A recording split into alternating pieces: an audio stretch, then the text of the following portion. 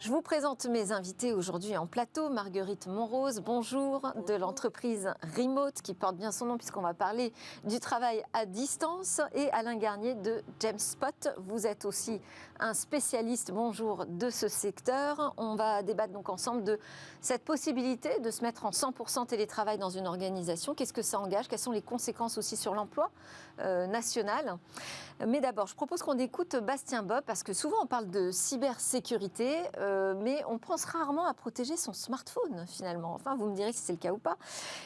Sébastien, je rappelle que vous êtes le directeur technique Europe continentale chez Lookout, donc société de sécurité des terminaux jusqu'au cloud. Vous nous dites que vous comptez 210 millions d'utilisateurs sur vos solutions de protection des données mobiles.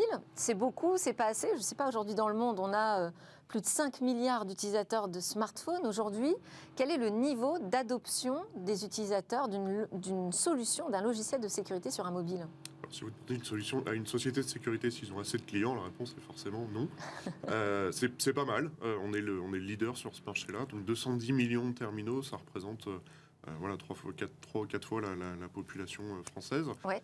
C'est quand même assez suffisant. Mais vous, c'est un chiffre mondial. Voilà, c'est un chiffre mondial, tout à fait, mais c'est un chiffre suffisant pour nous donner une bonne visibilité mondiale, justement à l'échelle mondiale, sur le risque mobile, sur l'ensemble des menaces, quel que soit le continent, quel que soit le type de terminal, que ce soit Apple ou que ce soit Google. Et surtout, ça nous permet d'avoir une visibilité quasiment à 100% de tout ce qui a été exécuté de près ou de loin sur un mobile. Et alors, j'imagine que c'est davantage aussi des utilisateurs en entreprise. C'est des solutions qui sont vendues plutôt en B2B, non ? Alors non, à l'origine, c'est même l'inverse. À l'origine, en 2007, quand Lookout a été fondé, c'était une société dédiée aux particuliers. Le marché pour l'entreprise est arrivé en 2015. Ouais. Donc depuis, évidemment, on a plusieurs millions de ces terminaux-là. On ne donne pas la répartition, mais il y a plusieurs dizaines de millions de terminaux d'entreprise.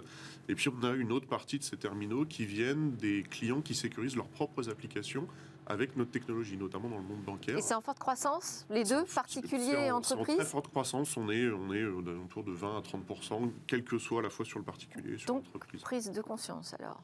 Une prise de conscience, les médias nous aident beaucoup, les attaques nous aident beaucoup, les malveillants, enfin les attaquants nous aident beaucoup aussi malheureusement.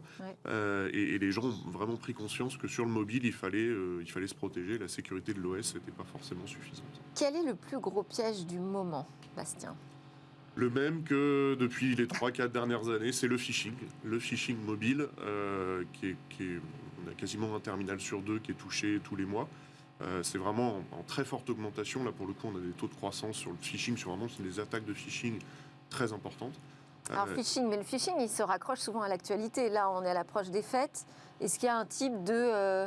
Parce que le phishing passe par des mails, souvent, mais aussi par des SMS. Par du SMS, par du WhatsApp, par du Signal, par du Telegram, en fait, par toutes les applications de messagerie instantanée qui sont sur le téléphone, qui ont un accès direct, parce que quand vous avez le numéro de la personne ou même un identifiant sur un Snapchat, vous pouvez envoyer des messages directement. Donc sur un terminal d'entreprise, ça passe pas par les systèmes anti-spam, anti-phishing traditionnels. L'opérateur ne les bloque pas parce qu'il n'a pas le droit d'aller lire le contenu, en tout cas pas en France en tout cas. Il y a certains pays dans lesquels c'est le cas. Mais c'est compliqué pour l'utilisateur de faire la différence souvent entre un message d'un utilisateur inconnu et un utilisateur qui se fait passer pour quelqu'un qu'il pourrait connaître. Alors moi j'ai un top 3 en ce moment. Oui. Les arnaques au CPF. Oui. On me dit, ah bah là, votre compte CPF, voilà, il va falloir l'utiliser, ça devient urgent, sinon tout l'argent va disparaître. J'ai l'arnaque à la carte vitale, qu'il faut absolument mettre à jour avec tous mes identifiants personnels. Et puis, évidemment, le colis bloqué, puisque là, c'est les fêtes, en plus, on attend tous plein de colis, on se dit, mais comment sont-ils au courant ? C'est le top 3 en France en tout cas. Le CPF est un peu moins visible en ce moment. Mais bon, évidemment, l'arnaque au faux colis avec la période des fêtes, ça fait quelques années. Mais et donc on nous demande de nous connecter et de payer des frais ? Alors de payer des frais, ça c'est une des arnaques les plus courantes, ou sinon télécharger une application de suivi colis. Et ça, c'est encore plus dramatique parce que l'application de suivi colis, en fait, n'existe pas. C'est une fausse application UPS, DHL ou La Poste. Et en fait, une fois que la victime a installé l'application, toutes les données du téléphone sont exfiltrées. Et en fait, son téléphone va être utilisé pour renvoyer d'autres SMS du même type. Donc pour se dupliquer. Et en fait, vous allez recevoir souvent, d'ailleurs, ce type de SMS avec des numéros Souvent, je vois sur Internet des gens qui répondent et qui essaient d'avoir l'attaquant. En fait, c'est ni plus ni moins que le téléphone d'une victime qui s'est fait hacker, qui ne comprend pas pourquoi est-ce qu'elle a envoyé tous ces SMS-là. Donc c'est effectivement, là, en ce moment, avant le Black Friday et maintenant avec les fêtes. Ce qu'on peut donner comme conseil, c'est quoi? Pas cliquer sur les liens qu'on reçoit dans les SMS, ça, les c'est mails. facile à dire. On tape effectivement, soi-même les adresses dans sa barre de Alors, c'est compliqué navigateur. de dire, si vous attendez pas de colis, cliquez pas, mais forcément, tout le monde attend un colis. On attend toujours un colis. Tout le monde commande tout n'importe quand, effectivement. Ouais. Il y a quand même quelque chose il faut réfléchir, encore une fois, quand quelqu'un va vous demander votre adresse personnelle ou des données personnelles quand il a un colis à vous livrer, il faut réfléchir, parce que s'il a un colis à vous livrer, souvent c'est parce qu'il a votre adresse. Donc vous n'allez pas lui redonner en plus votre adresse, donc ça c'est une bonne pratique de sécurité. Encore faut-il y réfléchir.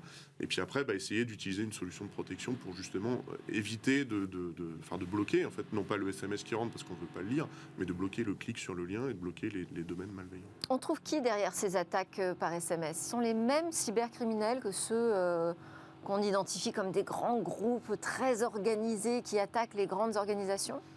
C'est souvent des organisations mafieuses, essentiellement chinoises pour beaucoup, un petit peu moins de Russes en ce moment, notamment sur on va dire la cible française. Les Russes sont plus en ce moment concentrés sur l'Europe de l'Est et notamment sur l'Ukraine. Ouais. En Ukraine, on a quand même des taux de phishing au-delà de 75% des terminaux Lookout qui ont cliqué au moins une fois sur un lien de phishing.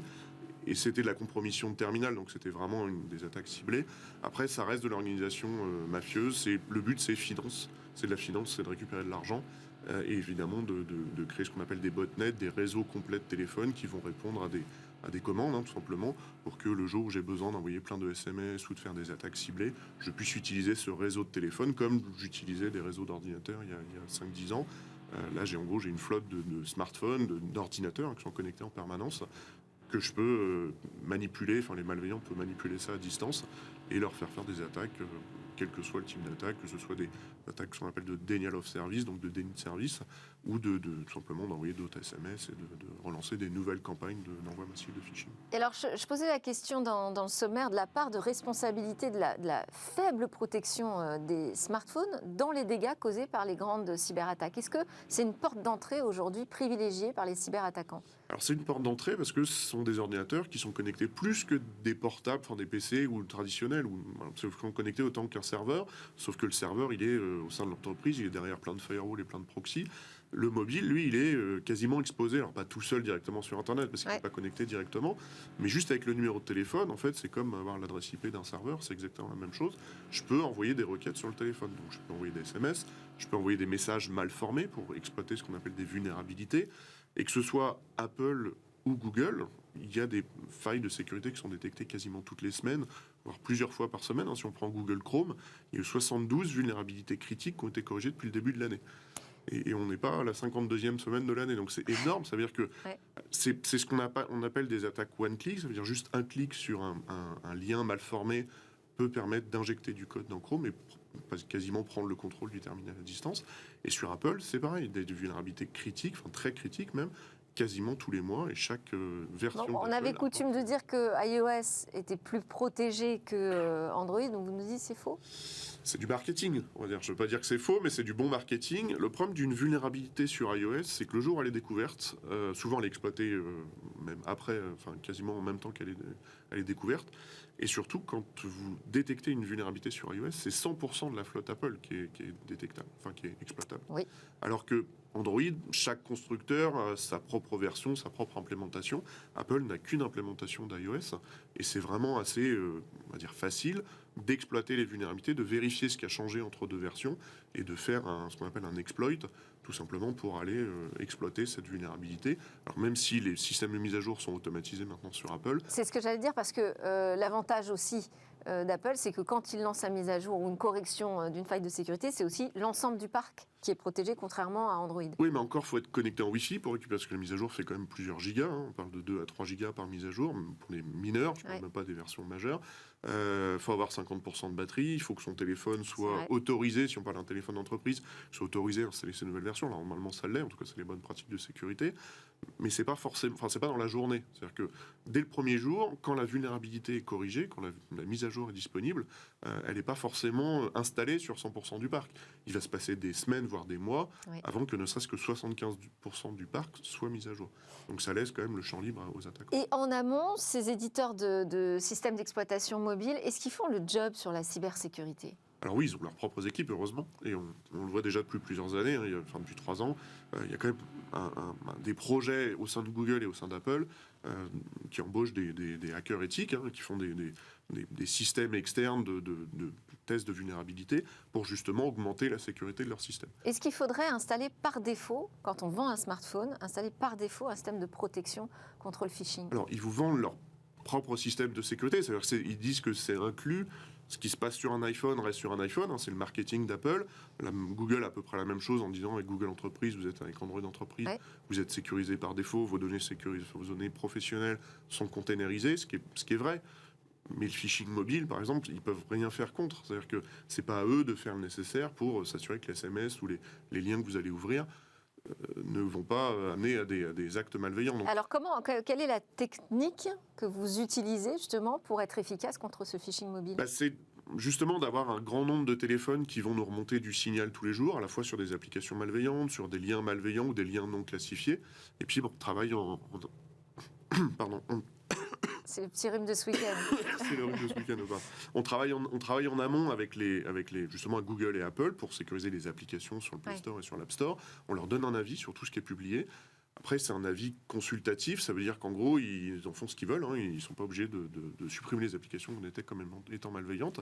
Et puis le fait qu'on ait comme une visibilité mondiale nous permet assez facilement finalement de détecter une application malveillante que personne n'aurait vu dans le monde parce qu'on l'a trouvé sur un smartphone en Inde, au Pakistan, aux États-Unis. Et donc on est capable de détecter évidemment assez facilement le patient zéro et de faire les modèles de protection pour l'ensemble de nos clients. Et pareil pour les liens malveillants. Si on voit qu'il y a un lien qui est cliqué quelque part et qui n'était pas classifié, on va le classifier assez rapidement. Merci beaucoup Bastien Bob de Lookout pour cet éveil sur la question de cybersécurité de nos smartphones. Évidemment, c'est d'autant plus important quand on passe en 100% en télétravail, puisqu'on utilise énormément nos ordinateurs, mais aussi nos smartphones. Et c'est le sujet qu'on va aborder ensemble, Marguerite et Alain, dans le Tech Talk.